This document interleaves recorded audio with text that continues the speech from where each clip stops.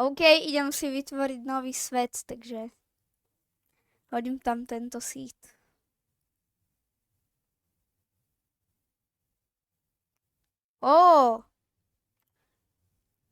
What?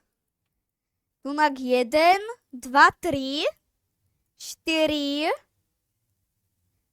Toto není normálne. Dám si radšej kreatív, ať to tu lepšie prehľadám. Ďalší. OK. Tunak je niečo neobvyklé.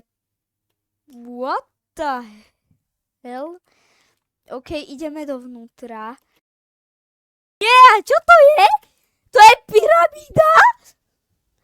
Oh my gosh, takže what the hell? To je pyramída tunak takto pod zemou. Mňa by zaujímalo, čo bude tunak dole. Takže 3, 2, 1. Robíš si...